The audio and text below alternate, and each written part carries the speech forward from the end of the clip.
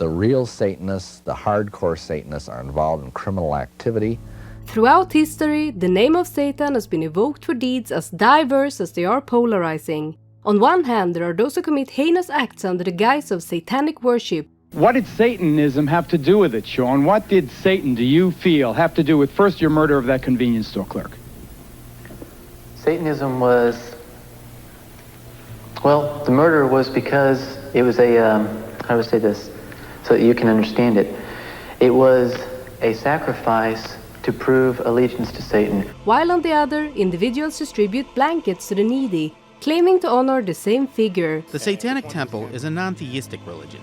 They don't believe in a devil or the supernatural, but instead use the image of Satan to symbolize resistance against tyranny. Collecting warm clothes to help the homeless make it through the winter lines up with the first of their fundamental tenets. These seemingly contradictory actions are attributed to a single entity, Satan. But what does it truly mean to be a Satanist, and who has the right to claim the title of a true follower? It would be a whole lot easier if these people wore, or had horns and a pitchfork and a red suit, but they just don't.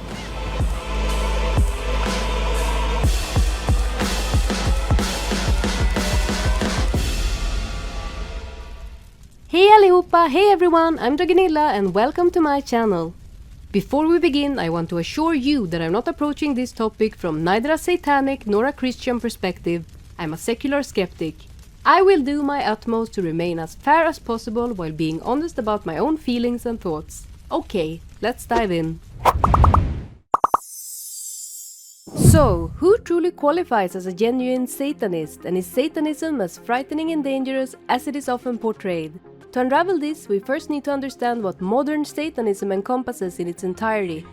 Chapter 1: The Emergence of Modern Satanism.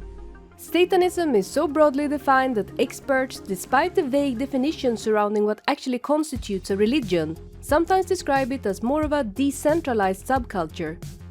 Modern Satanism, which emerged in the 1960s, was initially a pointed counter-reaction to the restrictive Christian societal norms prevalent in the United States.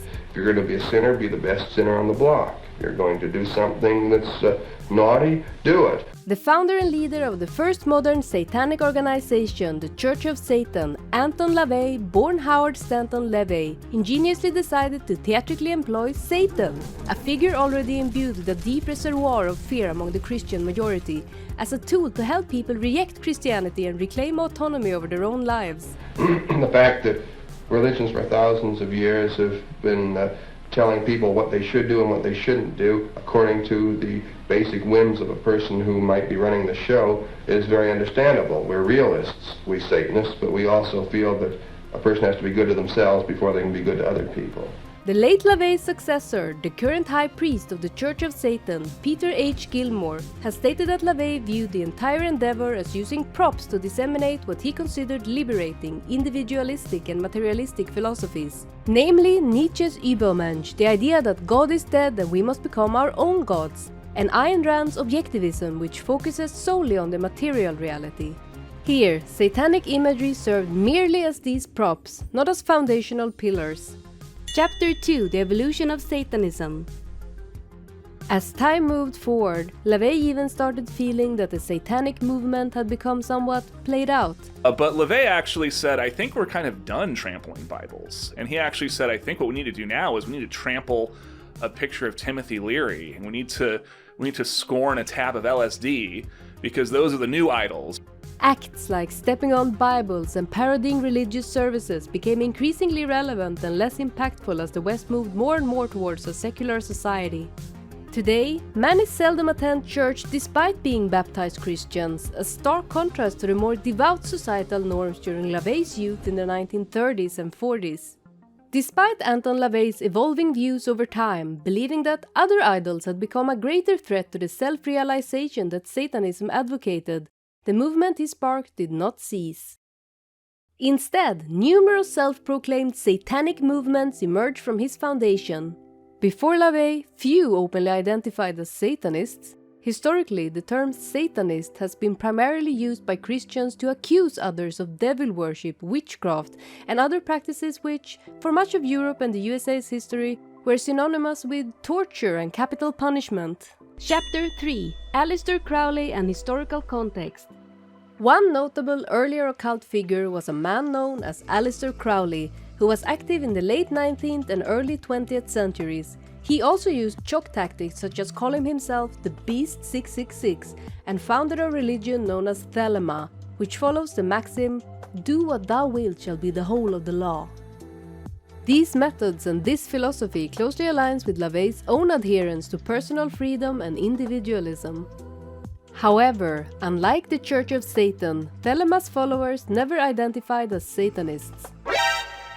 Thelema is also highly structured and hierarchical, and unlike the atheistic, worldly pleasures-focused Church of Satan, it includes beliefs in the supernatural and supernatural entities. And sacrificing little boys and eating poop, but we won't go there, not today. Aleister Crowley relished in his reputation as the wickedest man alive, but he never self-identified as a Satanist. In the context of challenging established Western religions, Satanism serves as a potent symbol. It embodies the worship of God's archenemy and represents the antithesis of what is traditionally viewed as moral and righteous. Chapter 4: The Satanic Temple and Modern Provocations. For instance, the Satanic Temple, a movement distinct from the Church of Satan, and even more explicit in its non-supernatural stance, uses provocative imagery to make a statement. Whether it's offering satanic after-school programs for elementary school students, conducting black masses on Harvard's campus, or attempting to install statues of Baphomet alongside the Ten Commandments, their message is clear. These actions are not about devil worship or promoting evil, rather they're a challenging celebration of pluralism and the individual's right to choose their own spiritual path free from the constraints of conventional dogma. These satanic initiatives often provoke strong reactions and spark intense debates that are otherwise difficult to ignite, given the entrenched position of Abrahamic religions. In a statement, the Archdiocese of Boston condemns the reenactment, saying it places participants dangerously close to destructive works of evil. Philosophical, rationalistic, non-supernaturalistic, and atheistic forms of Satanism thus employ the aesthetics traditionally associated with evil in Christianity and, by extension, much of the Western world, to highlight how these are merely icons and symbols devoid of inherent power. By helping the poor or doing other good deeds in the name of Satan, flipping fundamental notions of good and evil, Satanists can sometimes provoke more outrage than if they simply affirm these concepts. It's the responsibility of the adults in the room to stand up and speak up for the parents. We have to do better. I get it. We don't want Satan being promoted to our children. Leading to far deeper discussions about the nature of good and evil. Chapter 5: Diverse Interpretations and Edgy Aesthetics. Given that LaVeyan Satanism itself was a highly decentralized religion, emphasizing the individual's personal thoughts and beliefs, it was a natural consequence that some interpretations veered wildly into various extreme directions. Baphomet, inverted pentagrams, black candles, skulls. When you consider the iconography most frequently used across all satanic movements, who does this appeal to? Who is most likely to be enchanted by an aesthetic that gathers everything the Western world has come to see as symbols of evil? Who is intoxicated by the idea of using these symbols as a tool for self-realization, rather than opting for a more clearly secular solution using the same methods but without the cool imagery of Satan? Edgy teenagers, of course, and edgy other people. And some very interesting individuals who already have a predisposition for remorselessness, morbid actions, and happily embrace Satanism as an excuse to validate their heinous acts. Chapter 6: Moral Relativism and Misinterpretations. Just as the self-focused philosophies that LaVey's Church of Satan leans on, such as Nietzsche's Übermensch and Ayn Rand's Objectivism, it's easy for those inclined to twist the message from respectful self-realization to shamelessly enjoying oneself at the expense of others. Death to the weakling, wealth to the strong. How can you believe this and still uphold the Constitution of the United States? Death to the weakling? Well, for one thing, what you're looking at there is a highly polemical book that was never meant to be taken literally in all of its commandments. While most Satanists distance themselves from extreme actions, ideologies and symbols, LaVey notably incorporated a lightning bolt resembling the Nazi SS bolts in the Anton LaVey sigil, which was used exclusively by him as the high priest and sole member of the Fifth Order of the movement. Other connections to white power movements include parts of LaVey's The Satanic Bible being more or less plagiarized from the white supremacist favorite book Might is Right, and LaVey's friendship with James H. Madole, a fascist party leader in the USA. If nothing in the world is inherently wrong by definition, and if the thoughts and feelings of others are ultimately irrelevant, it's easy to construct a reality where acting in Satan's name involves indulging in all things forbidden and taboo. Are you then saying that what Hitler did to 6 million Jews cannot be morally quantified and called evil? Is that what you're saying? Absolutely not, nor can any act of any human being or animal be judged good or evil. I truly believe that people don't need any religious doctrine to understand kindness from cruelty and right from wrong, but for those who are naturally empathy impaired or otherwise lack the associations many take for granted, dismissing others' input might not be ideal. With the rise of metal bands like Black Sabbath, graphic supernatural-themed horror movies like The Exorcist and The Omen going mainstream, and the surge in interest for new spiritual movements that came with the popular culture of the 1970s, Satanism became increasingly less obscure. As the Church of Satan and related literature became more accessible, a broader array of individuals became involved and interested. It's no coincidence that this era saw a spike in the aforementioned edgy teenagers getting involved. Warning signs of satanic behavior may be apparent, such as a sudden, bitterly antagonistic attitude towards family and religion, a drastic decline in academic performance, a reclusive behavior pattern, and listening exclusively to heavy metal rock music, almost to the point of addiction. During a transformative period in religious history, nothing scared Christian parents more than their beloved son or daughter swearing allegiance to Satan. Chapter 7: The Satanic Panic and its Aftermath.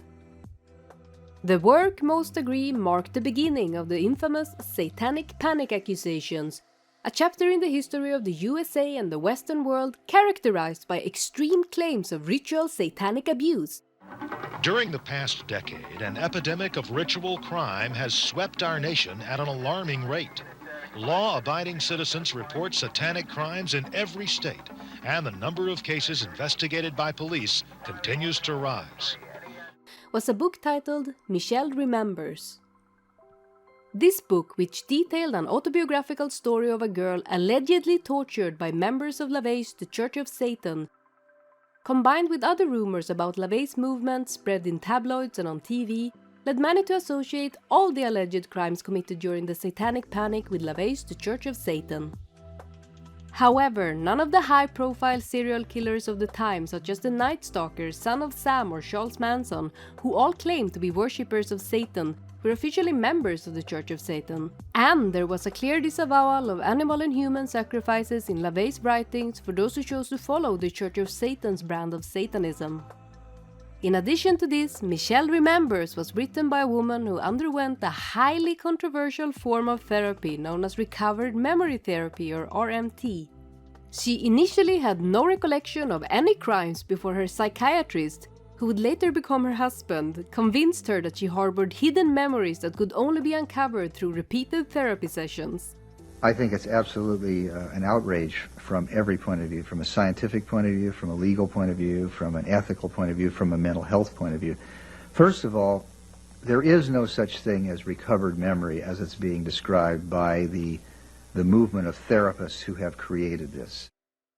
Recovered memory therapy would later turn out to be a common factor among the majority of those who claim to have endured bizarre, systematic satanic abuse. The things that were done to me are done to other children and included being placed in a coffin with a corpse. It wasn't just any corpse. It was my sister. It reached such an extent that entire organizations were formed to assist families whose members had been accused of being murderers, pedophiles, and other criminals purely based on supposed recovered memories. It was a tumultuous collision of new ideas meeting an unprepared public ill-equipped to handle a tsunami of spirituality and alternative psychology in what became a perfect, destructive chaos. The Pagan Invasion is an explosive new 13-part video series providing a thorough behind-the-scenes examination of today's New Age movement and neo-pagan revival. Each superbly produced volume features rare footage from around the world along with expert analysis by noted Christian leaders and authors. In the late 1990s, after the Satanic Panic had passed, as the new millennium approached and the lack of evidence became clear and widely acknowledged, the frenzy died down, much like the New Age and other spiritual movements that had swelled to immense proportions during the 1980s. However, Satanism as a phenomenon did not enter a quiet phase. Despite everything that had occurred, self-proclaimed Satanists continued to grow in number and a plethora of new movements developed, ranging from non-supernaturalistic to full-on devil worship, building on earlier iterations. Throughout this journey, there existed a dichotomy between theistic and atheistic forms of Satanism, as well as between organized versus fully individual practice. One could also observe a distinction between those forms that subscribe to antinomian amoralism, the idea that there is no universal moral laws that always apply, partially versus fully. LaVey's The Church of Satan rejected traditional Christian morality, but still urged its practitioners to not harm others without a good reason at least. Meanwhile, more notorious satanic organizations, such as the Order of the Nine Angles, viewed this attitude as half-hearted and dishonest, believing that one should either be completely free from all moral constraints or not. These types of organizations have come to be known as part of the sinister tradition. In magical discourse, the right-hand path and the left-hand path are used to differentiate between good and evil magic, white and black magic, light and dark magic. Belonging both to the left-hand path and the sinister tradition, some of the most alarming offshoots of what LaVey started actually do practice, or at least allow and endorse the practice, of the very things that fuel the fears of the Satanic Panic. Chapter 8. The Order of the Nine Angles. The Order of the Nine Angles, a modern satanic organization that emerged in the early 1970s, was founded by British neo-Nazi David Maillat under the pseudonym Anton LaVey. In my humble view, it represents one of the worst kinds that blends a dangerous cocktail of disaster. The belief system of this group, of course, includes political elements such as right-wing extremism, with Maillat himself regarding Nazi Germany as a practical expression of satanic spirit. It encourages violent criminal activities for personal trials or rituals, such as human sacrifices for Satan, practiced through legal loopholes, for example military or police actions. It adopts an apologetic view of evil, embracing it as a necessary force in the universe, all underscored by a focus on secrecy and isolation to enable radicalization and extreme behavior without oversight. Among the criminal figures linked to the activities of the Order of the Nine Angles is David Copeland, also known as the London Nail Bomber. In 1999, Copeland, a neo-Nazi terrorist, carried out a series of bombings in London targeted at homosexual and ethnic minority communities. A member of the UK Nationalist Socialist movement NSM, which was founded by David Maillat, who also established the Order of the Nine Angles, Copeland's attacks resulted in 3 deaths and over 100 injuries. A 2005 quote from Maillat highlights the Order's disturbing ethos. From the get-go, the Order of the Nine Angles has propagated Holocaust revisionism, praised Hitler, and encouraged members to join neo-Nazi groups, with one of their core principles being, to quote Professor Monette, the way of defiance of and practical opposition to Magian abstractions. Here, Magian is used as a derogatory term for influences they perceive as corrupting and controlling Western civilization. This includes all Abrahamic religions as well as materialistic worldviews, which theoretically encompasses LaVey's form of Satanism and other non-theistic forms of Satanisms that emphasize worldly pleasure. Conversely, while other philosophies that LaVey adhered to, such as Nietzsche's concept of the Übermensch, are revered within the Order of the Nine Angles, they are interpreted in a radically different manner. Texts such as The Drekian Way, Iron Gates, Bluebird and the Rape Anthology not only recommend and praise rape and pedophilia, but even suggest that rape is necessary for the ascension of the evil mensch. There are numerous controversies surrounding the actions of self-identified Satanists associated with David Myatt and his version of Satanism. Mr. Myatt, we're from the BBC, we're from Panorama. We wanted to ask you some questions about the NSM and David Copeland, the London nail bomber. I have no comment to make. You called for the creation of racial tension, and that's exactly what Copeland did. You inspired Copeland indirectly to do what he did. No comment about anything to do with that. But for the purpose of this video, let's shift our focus. Myatt's organization is not the only one to very overtly blend neo-Nazism with Satanism. Chapter 9: The Joy of Satan and Neo-Nazi Influences in Satanism. The Joy of Satan is a spiritual satanic movement that began in the early 2000s as an online forum, where individuals could share their experiences with Satanism. As the forum rapidly grew in popularity, its owner, the late Maxine Dietrich, also known as Andrea Harrington, developed her own brand of Satanism, which was later coined Spiritual Satanism. What many initially did not realize was that Maxine was married to Clifford Harrington, a former high-ranking member of the American Nationalist Socialist movement. And this is our blood banner. This flag is flown everywhere in the United States. Clifford Harrington was the chairman of the National Socialist movement before they tried to go mainstream, when they still wore Nazi uniforms. Which is similar to, but distinct from, the British National Socialist movement, with which David Copeland, aka the London nail bomber, was involved, a well-known neo-Nazi organization in the United States. The Joy of Satan's version of Satanism emphasizes meditation and astral travel, and weaves a complex narrative wherein evil aliens are said to have created Christianity as a program to eradicate the Aryan race, positioning Jews as evil aliens complicit in the scheme. According to this mythology, the entire Vatican and Catholic Church are also portrayed as Jewish, with Satan and his demons who are described as dark gods from Orion, battling these malevolent forces. Consequently, the practices of meditation, astral travel and related spiritual activities are aimed at contacting these beings to uncover secrets from them. The overarching goal, as per this ideology, is for white people to use the Jewish people's oldest arch-enemy, Satan, to defeat the Jews and save the planet. Conclusion: indeed, Satanism is a broad spectrum that ranges all the way from what could be described as an elaborate atheist protest against organized religion to devil-worshipping neo-Nazi UFO cults. It's impossible to pinpoint exactly what real Satanism is, as it theoretically doesn't even require membership in an organization. While some groups claim that only their members are true Satanists, this notion somewhat contradicts the whole principle of freedom and self-determination that many forms of Satanism espouse.